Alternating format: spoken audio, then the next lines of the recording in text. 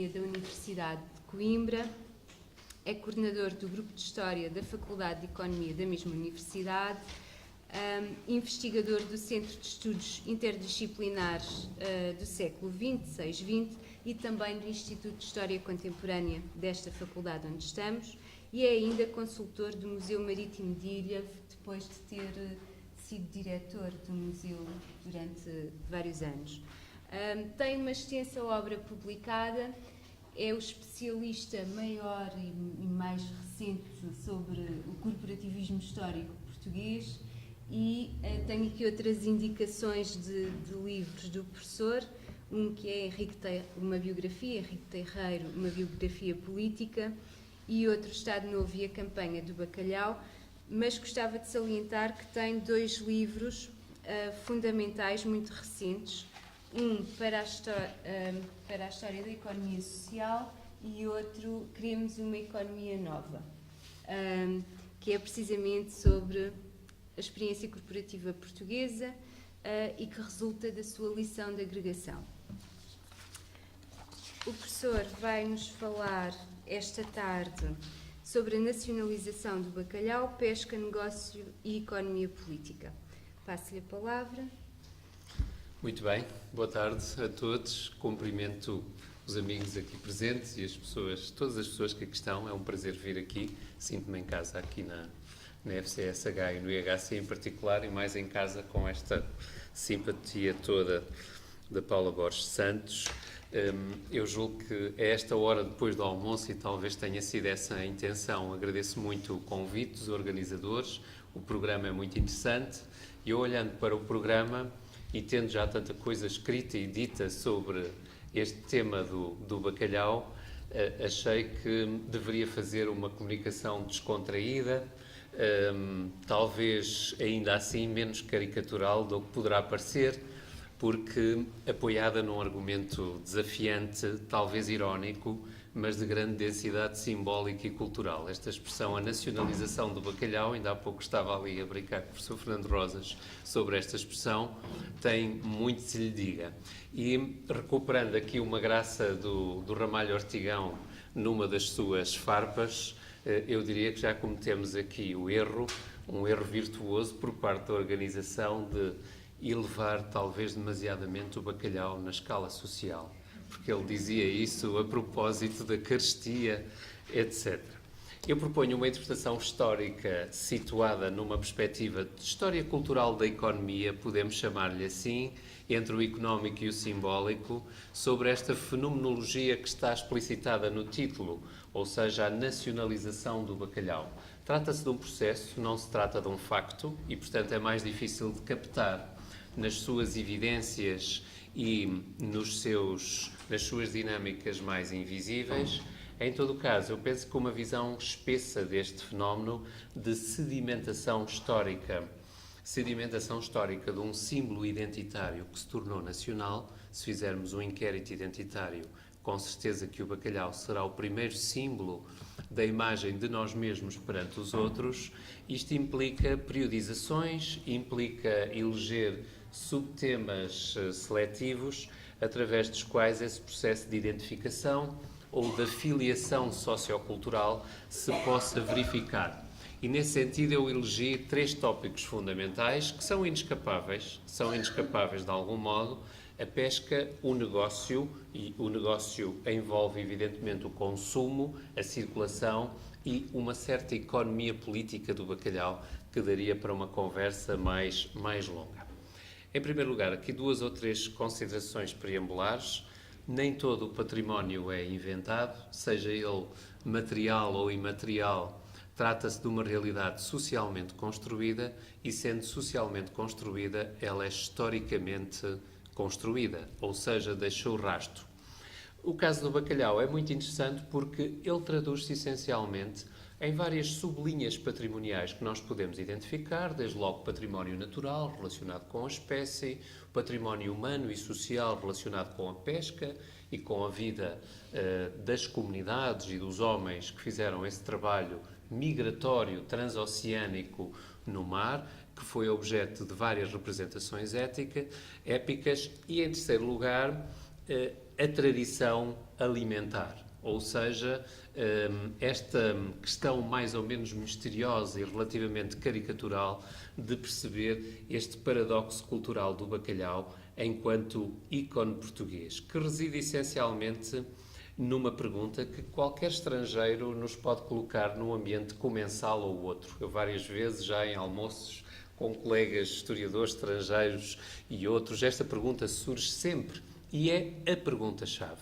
Ou seja, como pôde um peixe inexistente no mar português, das nossas águas territoriais ou próximo da costa, tornar-se um símbolo de tamanho, porventura o principal símbolo da identidade nacional? E esta é a questão fundamental, não é? E é uma questão relativamente prosaica, mas que pede respostas um pouco mais espessas. Se nós olharmos para aqui, este óleo de José Fadóbitos e de Baltasar Gomes Figueira, seu pai, é muito interessante, que eu há muitos anos, há uns 15 anos, descobri, penso que poucas pessoas o conheciam em Portugal e que pertence a uma coleção particular que estava há uns anos, não sei se ainda está, por cima de um sofá em casa de uma senhora de Cascais, portanto já identifiquei mais ou menos o território. É seguramente a primeira representação pictórica de um bacalhau. Neste caso, não se trata de um bacalhau salgado seco, trata-se de um bacalhau seco, portanto, ele começa por ser seco e salgado seco, é de 1688, é muito bonito, portanto, insere-se naquela linha da pintura dos bodegons, bodegonista, não é? Proto-barroca, 1688, e há aqui uma inscrição que talvez não consigam ler: março sou pobre de frutas, mas não falta bacalhau. 1688, século XVII, segunda metade, já estava generalizado há muito um consumo largo de bacalhau seco e salgado seco. Circulava mais no mercado bacalhau seco do que propriamente salgado seco, e a questão fundamental é nós procurarmos verificar quando é que esse hábito de consumo generalizado, que é objeto de uma memória, por assim dizer, simbólica, disseminada nas práticas sociais, que acaba por ser muito mais forte e transversal do que a memória da pesca, que só está nas comunidades marítimas, ou as abordagens de um património natural, científico, que começa agora a despertar. E é importante lembrar que nos inícios de 500, século XVI, o bacalhau já teria uma importância comercial relevante no mercado português. Muito precocemente começou a ser consumido em larga escala. As primeiras expedições, campanhas em navios polivalentes, que não eram propriamente bacalhoeiros, também faziam caça à baleia nas águas da Terra Nova, começam documentadamente em 1501, com os irmãos Corte Real, um pouco antes com João Álvares Fagundes, de Viana. Há uma disputa sobre a prioridade do achamento da Terra Nova, que não é conclusiva na historiografia moderna portuguesa, porque não há documentos que o permitam. Agora, o bacalhau aparece muito precocemente, primeira metade do século XVI, referências ao bacalhau seco, é exatamente assim, nas listas de compras das misericórdias, por exemplo, e hospitais, nas alusões da própria literatura e do teatro vicentino. As Cortes de Júpiter de Gil Vicente fazem uma alusão muito destacada ao bacalhau, e também num plano administrativo, ou seja, a coroa interessa-se muito precocemente pela fiscalidade do bacalhau desembarcado em portos nacionais, e não é possível perceber exatamente, há alguma divergência de interpretações, se trata de bacalhau pescado por navios que saíam dos portos portugueses, em alguns casos sim, ou maioritariamente já importado. E há um marco legislativo para tudo isto, de fiscalidade alfandegária. Em 1506, o rei Dom Manuel I manda cobrar o dízimo sobre o bacalhau desembarcado nos portos entre Aveiro e Viana. E, portanto, atestam estes indícios, e o rol poderia ser claramente alargado, um consumo generalizado. Agora, a primeira razão pela qual o bacalhau é um produto, quando falamos de bacalhau, estamos a falar de um património biológico particular. Segundo a classificação zoológica Gadus morua, estamos a falar de bacalhau do Atlântico e não de outros primos do bacalhau, dado que os gadídeos são cerca de 40. Estamos a falar do nosso bacalhau, ou seja, daquele peixe que nós historicamente pescamos e consumimos, embora hoje consumamos gado por lebre muitas vezes, nomeadamente paloco, que é o bacalhau do Pacífico, mais pobre, que nos vendem quase sempre no bacalhau desfiado. E a primeira questão importante reside na técnica de conservação, que está muito relacionada com este congresso, ou seja, o bacalhau com cura de sal e de sol, quanto menos sol melhor, porque isso avariava o bacalhau, o apodrecia, ou seja, secado ao vento. É essa a razão principal da sua conservação a bordo e, porventura, durante anos em terra, ou seja, um peixe fácil de conservar. Por outro lado, o bacalhau do Atlântico era e ainda é, embora tenha havido já vários ciclos de escassez em alguns pesqueiros do Atlântico Noroeste, sobretudo, uma pescaria, uma espécie abundante. Algumas estimativas de autores canadianos demonstram claramente que se trata da pescaria comercial mais relevante na história das pescarias oceânicas. Nenhuma espécie de peixe foi, nos oceanos do planeta, pescada em tamanho volume, nem em tamanho valor monetário. Está de longe em primeiro lugar. Depois vem o arenque em segundo lugar, que tem uma tradição de proteína animal que alimentou a Europa antes da revolução alimentar do bacalhau, como lhe chamou Pierre Chonu e outros autores de história moderna.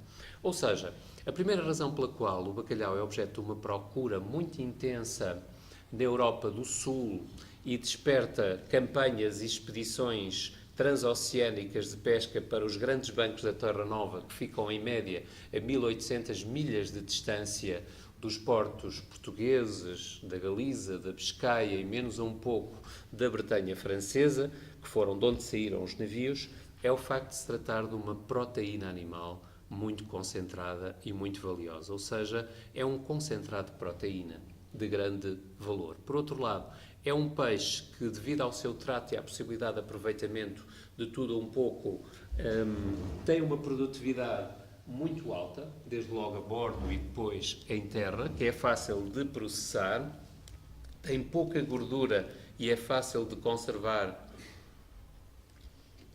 a bordo, como disse, e uma alta produtividade. A questão da abundância do recurso natural, da disponibilidade, é mais difícil de perceber.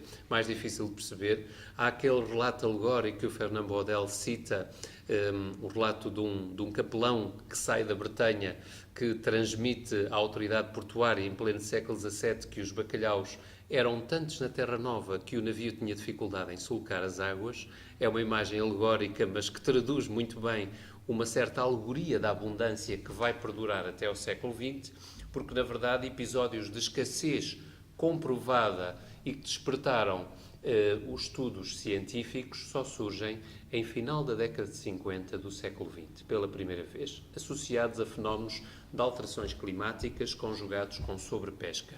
Despertaram imensos estudos. Embora no Mar do Norte, devido àquele primeiro ciclo de industrialização das pescas britânicas e escocesas, logo em 1930 tenha havido escassez da biomassa do bacalhau, que aliás despertou estudos científicos importantes. Depois, a partir dos anos 70, 80, etc., hoje as populações do bacalhau, ao contrário do que por vezes é anunciado em cenários até quase dantescos de extinção da espécie, hoje os pesqueiros estão reequilibrados, alguns até muito abundantes e outros até com desequilíbrios de cadeia trófica muito evidentes e cientificamente declarados. Relativamente à generalização do hábito de consumo no mercado português, há outras razões importantes, nomeadamente as que se relacionam com as prescrições católicas de jejum e de abstinência, que são importantes. Este frontispício que aqui temos, Suplício ao bacalhau e degredo de Judas em sábado de Aleluia, em que fala um juiz, o réu bacalhau, um porteiro e um exortador que acompanha o réu ao patíbulo. Isto é de 1874, mas o primeiro, cuja cópia eu não dispunha de momento, é de 1818. Esse encontrou o nosso colega José Manuel Sobral, 1818, e nesse folheto com este género de cançoneta que alimentava um ritual de 1818 já se usa a expressão fiel amigo. A parábola do fiel amigo é do século XIX, algures do século XIX, provavelmente finais do século XVIII, porque há uma conjuntura de crise no abastecimento de pescado, que aliás desperta inovações técnicas na pesca da sardinha que são importadas da Andaluzia. Essas adaptações são sempre pressionadas por conjunturas de crise no abastecimento e há uma primeira tentativa que já foi estudada pela professora Inês Amorim de substituição de consumos de bacalhau por mais elevados consumos de pescado fresco e em salmoura. Essa é outra das razões pelas quais o consumo generalizado de bacalhau seco e salgado é tão generalizado desde cedo. É como nós sabemos, ainda há poucas décadas era assim, o peixe fresco da costa penetra muito pouco no interior, não é? Ainda há poucos anos se comia basicamente peixe do rio em zonas do interior e há outras por razões culturais, como no Algarve. No Algarve as captações do consumo de bacalhau foram sempre muito baixas, por razões de disponibilidade de peixe fresco, basicamente. Quanto a estas razões religiosas, por vezes exorbita-se o peso dessas razões em relação às suas reais consequências. Neste caso, o suplício de bacalhau, que hoje tem uma expressão enviesada, contorcida, um pouco básica nas queimas de Judas, que se continuam a fazer no sábado da Aleluia. Este ritual do enterro do bacalhau ainda é feito segundo o preceito antigo, até com uma espécie de orgulho local, porque o ritual ali foi reprimido muitas vezes numa aldeia do concelho de Leiria.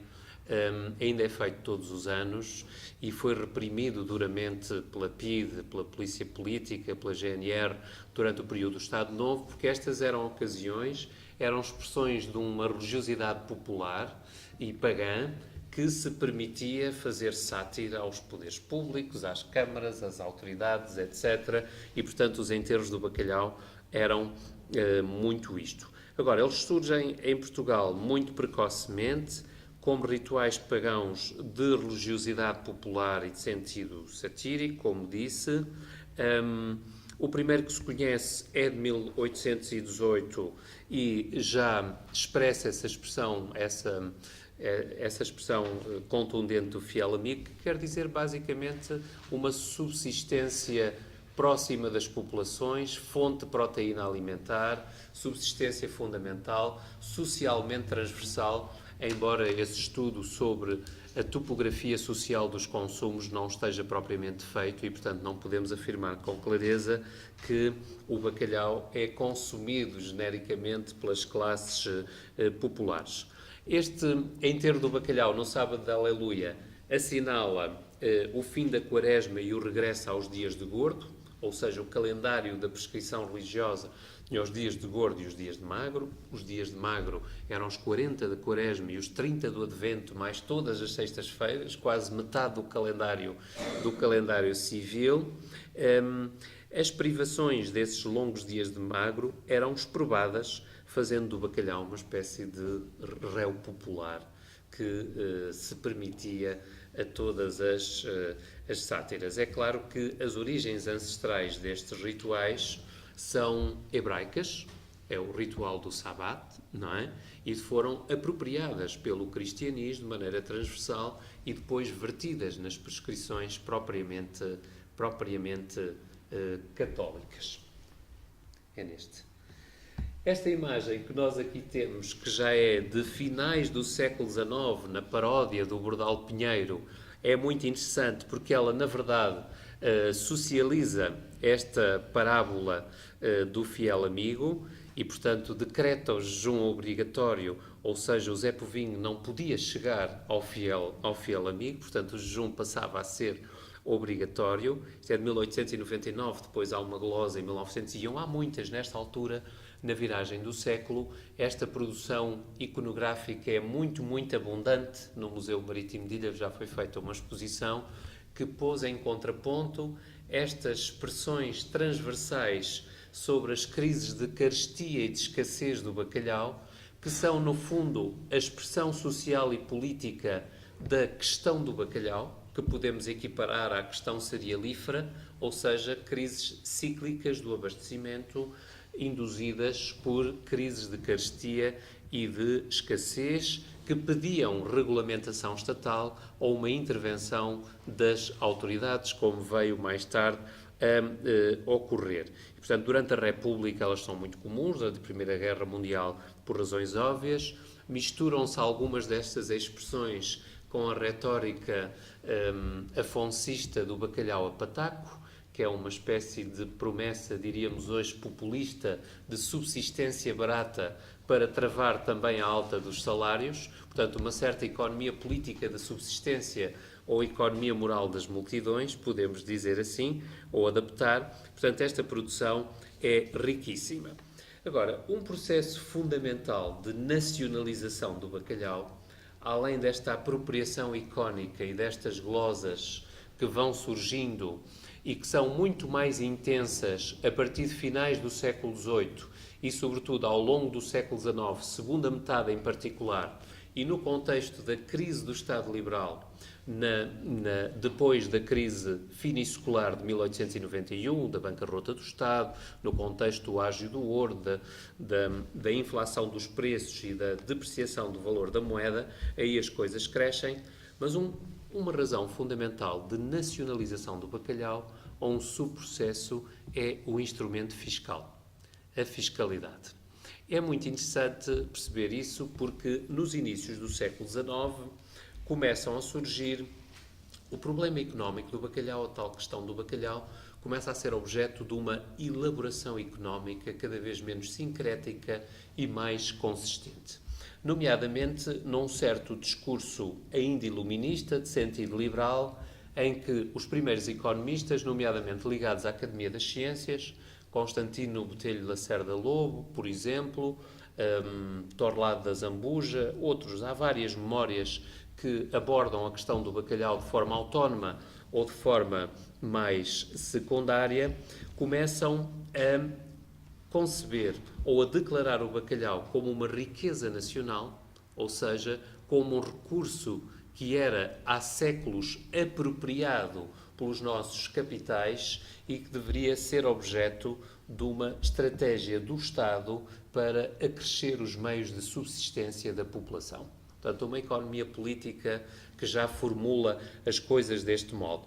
Há uma elaboração relativamente assim semelhante do famoso viajante e geógrafo Adriano Balbi, italiano, ainda em finais do século XVIII, que aliás apresenta os primeiros dados interessantes sobre as importações de bacalhau em Portugal, que são preciosos por isso, na tal viragem da crise do abastecimento.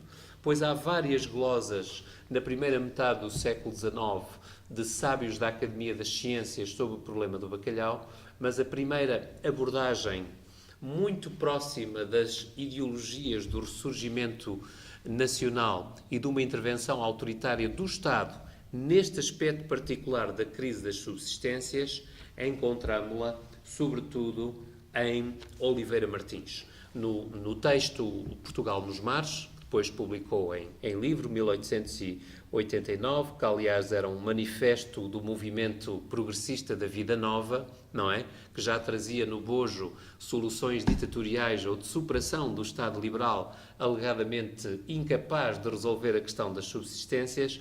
O Oliveira Martins é o primeiro autor. Muita coisa começa no Oliveira Martins, para entendermos aquele lastro socializante de uma economia política do Salazar, protocorporativismo, não é?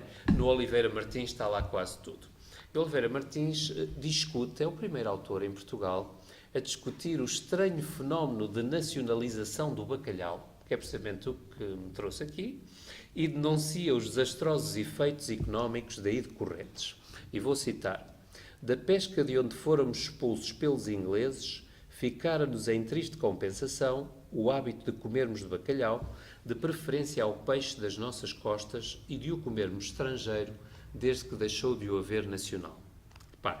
Ou seja, isto é uma perspectiva relativamente sincrética de nacionalismo económico, mas que não deixa de pôr o dedo na ferida. Neste momento, o bacalhau já era a segunda importação portuguesa. a seguir aos cereais, ao trigo, basicamente. E vai ser durante muito tempo. Hoje, por exemplo, raramente se fala disso, mas é a quarta importação portuguesa. Combustíveis líquidos, automóveis, componentes, bacalhau. E, portanto, há uma certa irracionalidade económica nesta apropriação cultural. E ele depois continua. Liga a questão das subsistências à independência nacional e ao poder do Estado, como dirá Salazar, ditador de víveres, como ele escreverá depois naquele escrito alguns aspectos sobre a questão das subsistências em 1918. Volto a citar Oliveira Martins. Importamos ainda quase 1.700 contos de bacalhau. É outra questão do gosto, como a do pão americano. Mas se nem lavramos a terra nem pescamos no mar, por preferirmos os alimentos que vêm de fora, reticências. Depois haverá vários autores que retomam esta questão e o mais consequente, por razões óbvias, será Oliveira Salazar.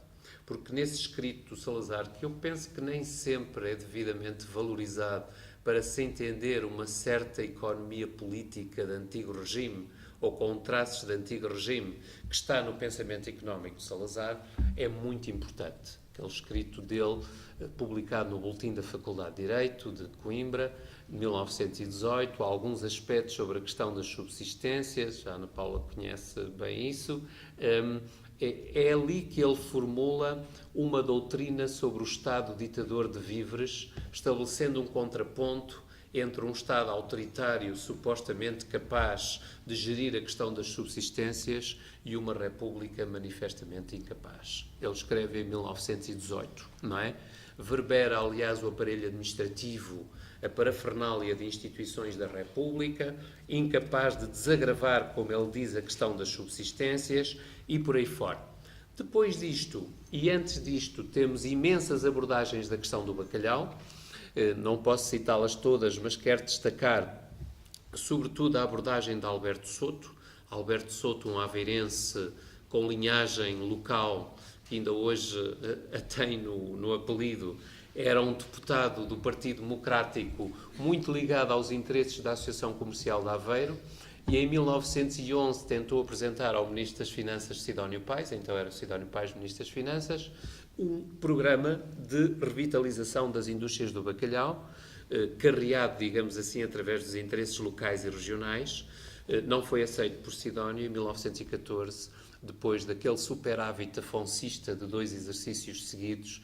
Ele então apresenta-o à Câmara dos Deputados, não chega a ser discutido nem aprovado, porque entretanto o governo cai com o início da guerra e, nesse sentido, transforma-se numa memória sobre a revitalização estatal das indústrias do bacalhau em plena República. É muito importante este documento porque analisa a questão, colocando em evidência, sobretudo, este ponto que eu gostaria de sublinhar aqui, que é um processo fundamental antes da nacionalização da cozinha, digamos assim, que é a questão da fiscalidade.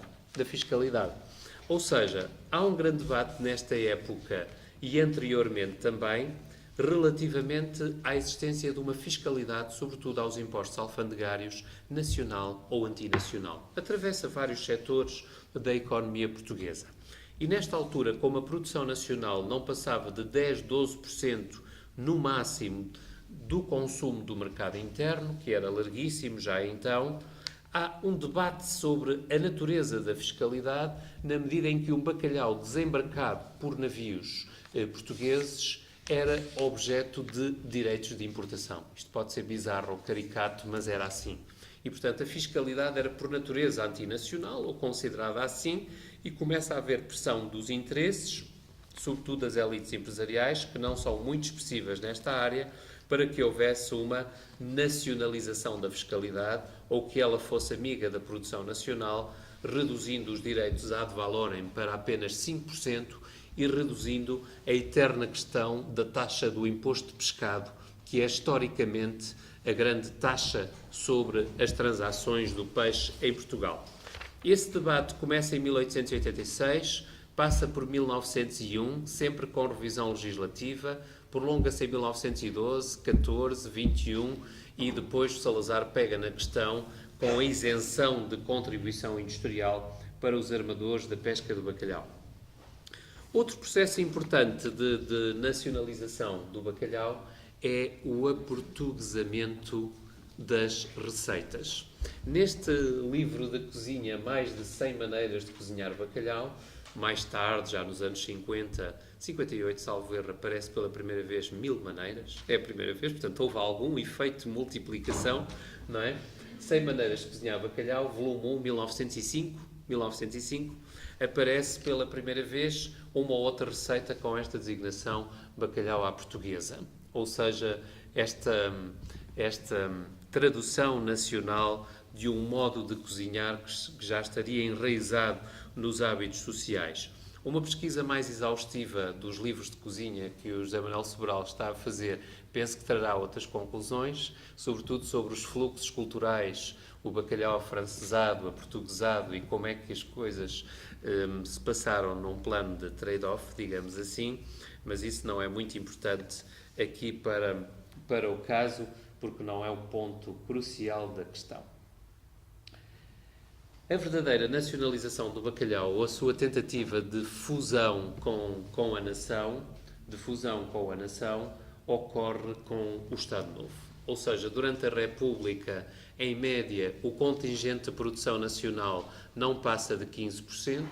Os navios eram armados, mas muitas vezes não largavam para a Terra Nova, ficavam amarrados ao cais, porque o reembolso dos capitais era muito difícil e a questão essencial estava na concorrência do chamado bacalhau inglês, que na prática era norueguês e sobretudo a Terra Nova, mas comercializado por negociantes britânicos numa tradição de comércio à consignação, que nas praças de Lisboa e do Porto tinha uma tradição muito grande, pelo menos desde o século XVII, e, portanto, a grande questão económica do bacalhau era a regulação ou a intervenção estatal nas importações.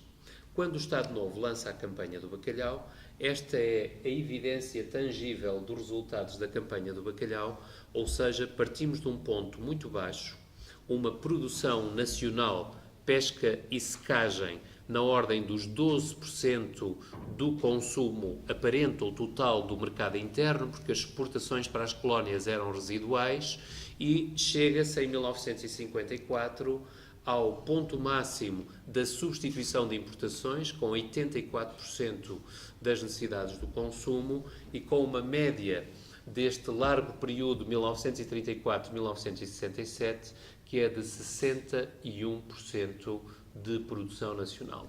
Eu não percebo às vezes porque é que a historiografia continua sempre a dar o exemplo da campanha do trigo, quando ela durou 9 anos e a campanha do bacalhau durou 34. E foi muito mais eficaz do ponto de vista político e económico e teve o mesmo estendal de propaganda praticamente. Há fenómenos de inscrição que nós às vezes temos dificuldade em perceber.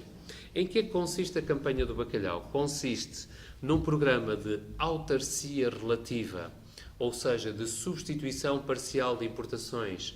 A determinada altura, Salazar e os próprios ministros da Economia mandam o Grêmio, a Comissão Reguladora, travar a substituição de importações para que o trade-off em termos de exportações de vinho do Porto para os países do norte da Europa, Noruega sobretudo, e as importações de bacalhau permitisse alguma margem negocial e não chegasse aos 100%.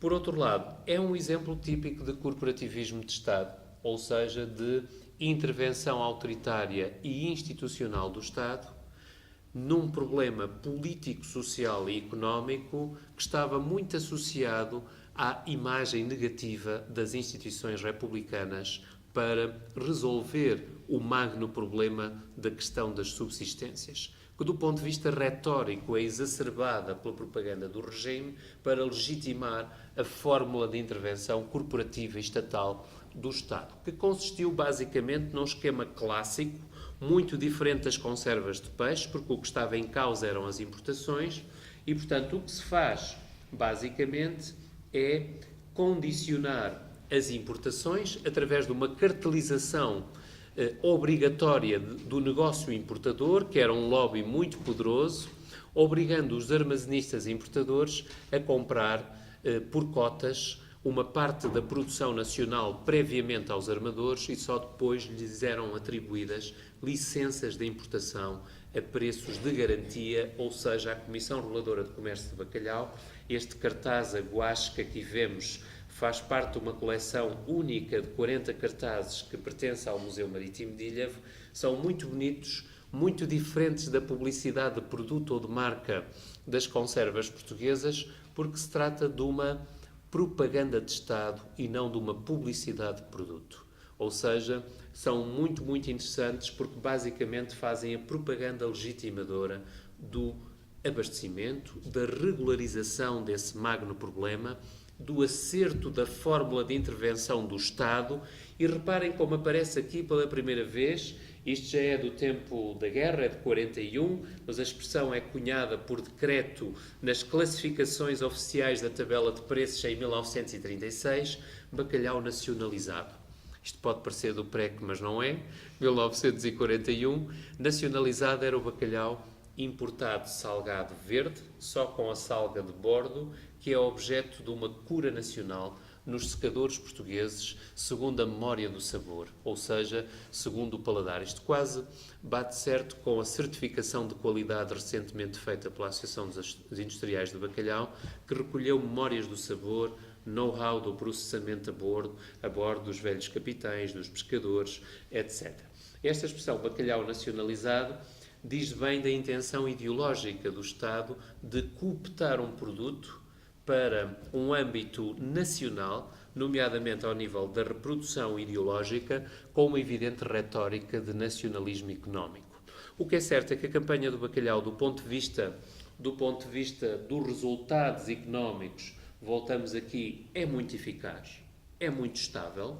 Ela perdura de 1934 a 1967, data em que o Ministro da Economia, Gonçalo Correia de Oliveira, manda liberalizar o comércio de bacalhau porque o Fundo de Abastecimento não aguentava a subvenção dos preços. Havia um mecanismo de parequação dos preços que também, nesse aspecto, através da tecnologia dos preços, nacionalizava o produto, estabelecendo um nivelamento artificial nos preços em todos os segmentos de circulação, exceto o primeiro, obviamente, entre o bacalhau nacional, o bacalhau nacionalizado, que era vendido como nacional, e o bacalhau estrangeiro, ou importado, e o Fundo de Abastecimento, porque não aguenta e por outras razões, liberaliza-se o comércio de bacalhau em 67.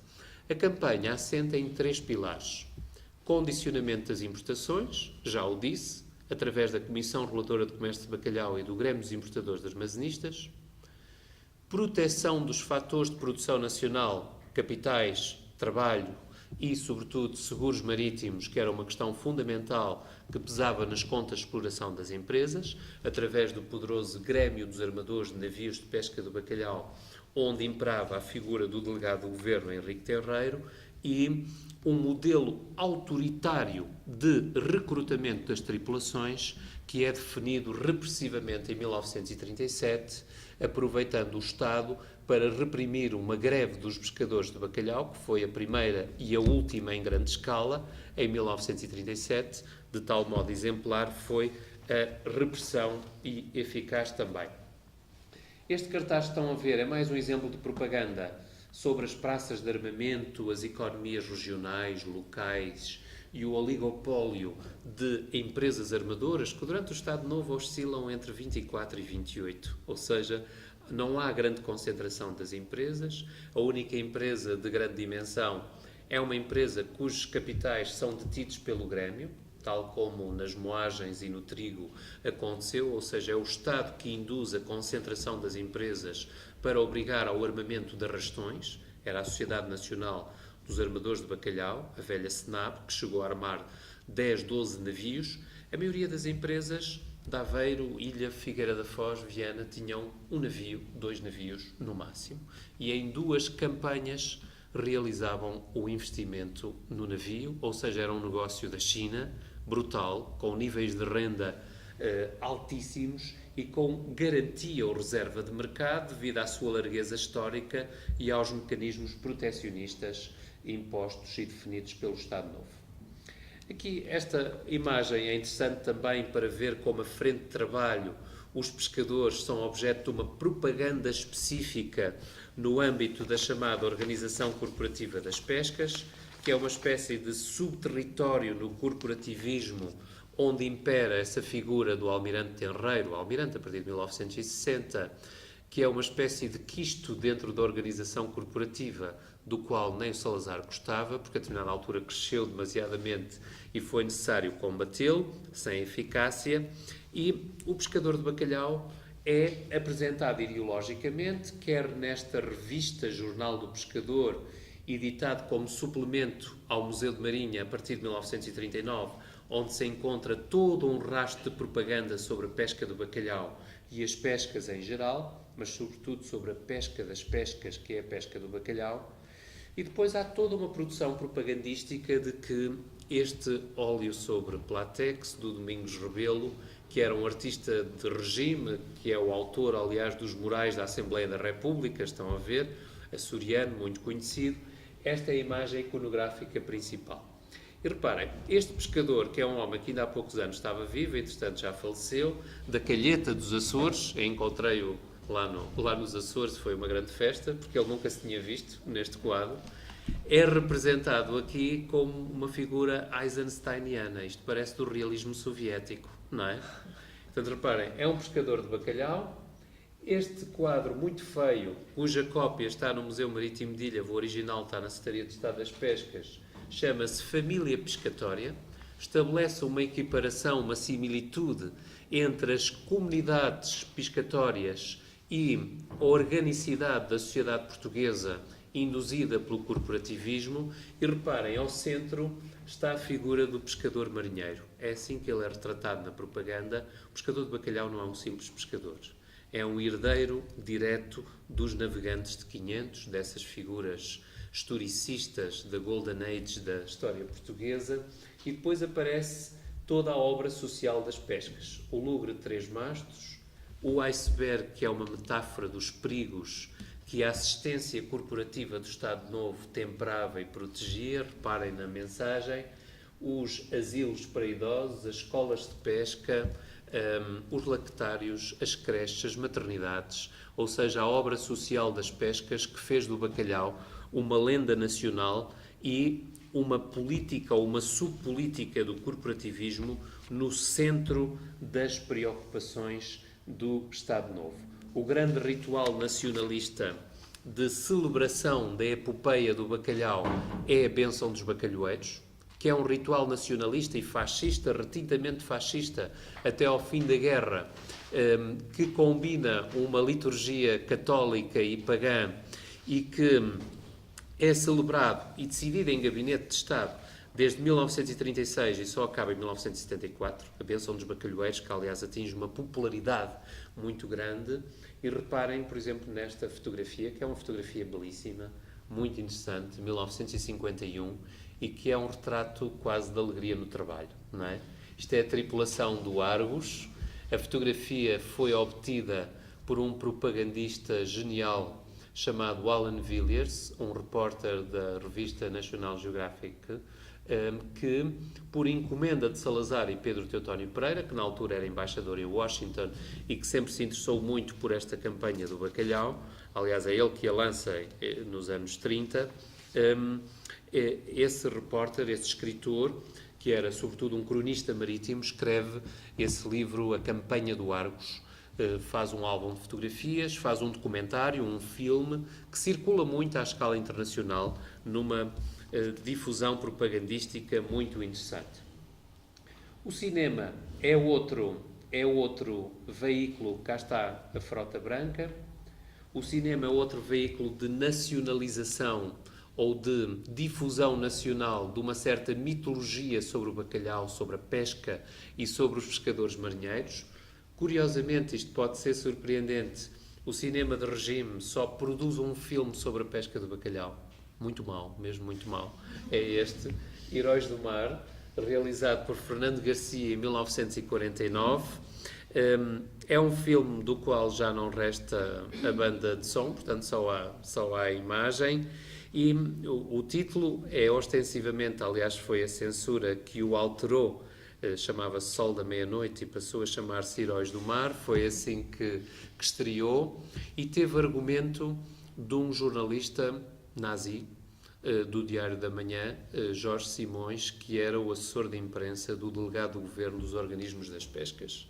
E, portanto, há aqui uma pescadinha ou um bacalhau de rabo na boca, não é? Tudo está relacionado e, portanto, é um filme de regime que é muito difundido nos anos 50 e que estreia em 49, como disse. Recuando só este slide, é importante destacar qual é a produção icónica que faz parte do estendal de propaganda que o Estado Novo difunde cá dentro e além fronteiras sobre a campanha do bacalhau. Basicamente é esta imagem que aqui está, ou seja, o pescador isolado no seu dory, ou seja, o pescador marinheiro, dories ou botes de um só homem, da pesca à linha, porque depois da Segunda Guerra Mundial ninguém pescava assim, portanto isto prestava-se uma certa heroicidade sobre a natureza da marinharia associada à pesca. Por outro lado, é a frota branca, ou seja, a frota de veleiros, sendo certo que nenhuma frota do bacalhau transoceânica depois da guerra conserva um único veleiro, a não ser a portuguesa, que vai conservá-los até 1974, embora com motor auxiliar. O último veleiro puro sem motor auxiliar é de 1959, o que é uma relíquia absolutamente brutal. E tudo isto vai prestar-se a uma lenda internacional, por um lado induzida, por outro lado também promovida ou que desperta uma curiosidade internacional muito grande, quer por parte de repórteres, quer de antropólogos, quer de cineastas. Portanto, nos anos 50 e 60, ninguém pescava assim no Atlântico Noroeste, a cerca de 2.000 milhas dos portos de armamento, em migrações ou numa transumância oceânica de 6 a 8 meses, num trabalho humano tão duro que em 1968 a National Geographic interessou-se muito por este fenómeno da pesca do bacalhau por portugueses e é considerado, e se vale o que vale, juntamente com o trabalho nas minas do Transvaal, o trabalho humano mais duro no planeta, à face da Terra, que havia naqueles anos em que o homem já ia à Lua, etc, etc. Bom, depois da Segunda Guerra Mundial, para terminar, este processo de nacionalização do bacalhau, que vem do século XIX, pelo menos, claramente, e que é dimensionado pelo Estado Novo por razões óbvias associadas à campanha do bacalhau, começa a ser objeto de desnacionalização. Por razões muito simples. A campanha do bacalhau e o acesso aos pesqueiros do bacalhau no Atlântico Norte, desde a época moderna, baseara-se sempre num modelo de mare liberum, ou de acesso livre aos recursos, que é o modelo de direito do mar que vigora desde inícios do século XVII e anteriormente, apesar do debate em que participam portugueses sobre mare clausum, mare liberum, foi esse modelo que vigorou e só começa a ser alterado depois da Segunda Guerra Mundial. Ou seja, o acesso a águas internacionais, a territorialização de recursos além da linha do mar territorial, que é durante séculos de 3 milhas náuticas, que era ao alcance do tiro de canhão a partir da defesa costeira, começa a ser questionado no contexto da Guerra Fria, relacionado com os recursos do petróleo, mas também com o peixe e com os debates científicos relacionados com a sobrepesca. E o primeiro caso paradigmático dos debates da sobrepesca e tentativas de introduzir restrições jurídicas no acesso aos recursos é o bacalhau do Atlântico. Ou seja, o bacalhau do Atlântico, depois da Segunda Guerra Mundial, sobretudo depois da proclamação Truman sobre as plataformas continentais, começa a desenhar-se um direito do mar muito territorializado e que regressa ou procura um conceito de Estado-nação.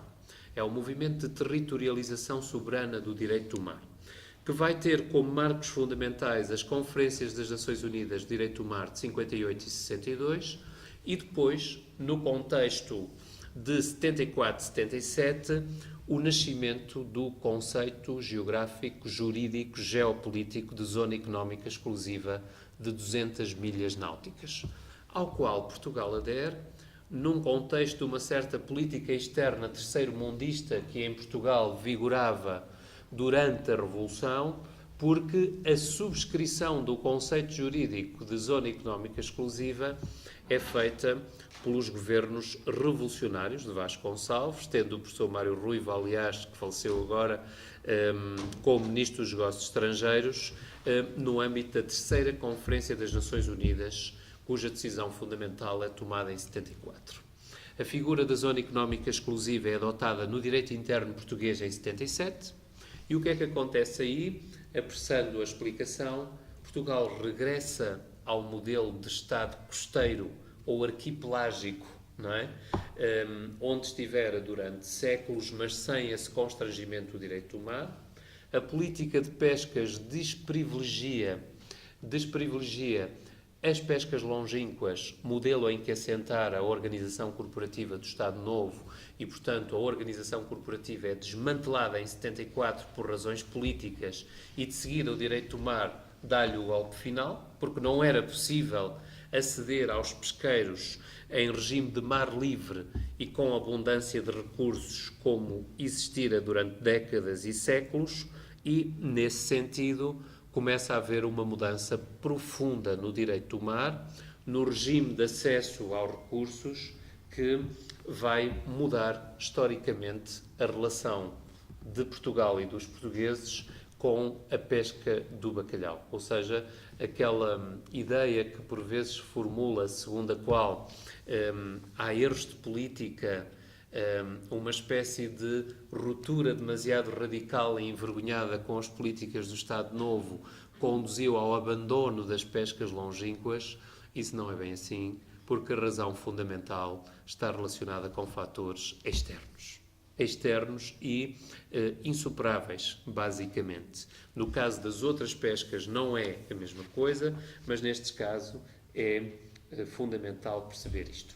Para terminar, temos aqui, até para desvincular isto da propaganda e deste registro mais simbólico, e introduzindo aqui um registro cultural mais contemporâneo, esta obra do Nadir Afonso, que eu gosto muito, é talvez a minha preferida, Os Portugueses e o Mar, já numa relação mais abstrata, menos figurativa, mais abstrata e pós-histórica, se assim quisermos. Obrigado. Professor Álvaro Garrido, muito obrigada. É muito difícil interrompê-lo, porque a exposição tinha um encadeamento muito bom e perder qualquer pedacinho seria uma pena. Mas com isto estamos mesmo atrasados. Eu vou só pedir 2 perguntas, 3 no máximo, e breves, por favor, de forma a terminarmos a sessão dentro de, no máximo, 5 minutos. Está bem? Eu não tive coragem de interromper, peço desculpa. Devia. Eu olhei para o relógio e pensei que tinha 4 minutos de atraso. O que é bom é bacalhau no prato, não é este? Não há questões? Sim, por favor. Eu gostava de fazer uma, não sei se é breve, eu penso que ela até é mais sociológica do que histórica. Nós não fomos os únicos a pescar o bacalhau, os franceses pescaram muito, das mesmas formas, até o final da Segunda Grande Guerra, mas nós somos os únicos que continuamos a comer bacalhau assim. E isso, de facto, é um mistério, não é? Porque os outros passaram a comer ao fresco ou congelado, deixaram de secar, isso aconteceu aos franceses. Porquê é que nós mantivemos este arcaísmo de consumir o bacalhau desta maneira e utilizá-lo desta forma? Isso é difícil responder, mas tem uma resposta parcial, penso eu.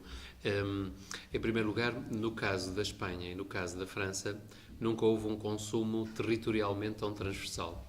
Ou seja, no caso da França era o Sul, a Grande Paris consumia sobretudo o bacalhau blanche, como eles diziam. Em Espanha é sobretudo a Biscaia e a Galiza. No Sul, algum também, até porque a distribuição, o interposto comercial do negócio inglês era Alicante e Valência, e portanto tem a ver com a distribuição. Agora, no nosso caso, na verdade o consumo foi sempre mais generalizado, as captações são mais altas, Surgiu agora um estudo sobre os consumos do Jesus Giraldes Ribeiro para a Galiza, no qual também colaborei, que mostra captações muito mais baixas do que no caso português, mesmo para o século XIX. Por razões de dificuldade de acesso ao peixe fresco, por penetração alta das prescrições católicas e por uma socialização que foi sempre muito generalizada e com grau de cumprimento, que não quer dizer que nas Espanhas não tivesse sido, e por razões mais difusas relacionadas com as estratégias do negócio inglês, dos mercadores ingleses. Houve sempre um engenho negocial dos consignadores britânicos para vincular um mercado a uma dependência. E isso é muito eficaz só quando começa a haver o alarme das práticas de dumping dos islandeses. A Islândia, como produtor mundial, cresce muito nos anos 20. E o dumping islandês fazia-se assim.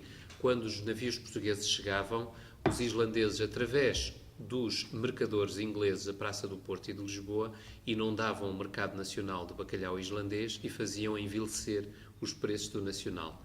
Daí a intervenção pelo lado da cartelização, que é muito eficaz porque pega na questão pelo lado certo do ponto de vista da eficácia reguladora. Portanto, eu penso que a explicação está na soma destes fatores e numa penetração social e territorial muito maior do que nos casos francês e no caso espanhol, onde os consumos são muito mais circunscritos e polarizados do que aqui, e mais baixos. Mais alguma questão? Obrigado pela questão. Nós somos velhos conhecidos e amigos. Parece que não. Resta-me agradecer muito ao professor Álvaro Garrido. Não tenho que agradecer. Foi uma excelente exposição. E temos uma pausa de 5 minutos. Não, é já a seguir, já? então. Ok, obrigado. Para a mesa agora.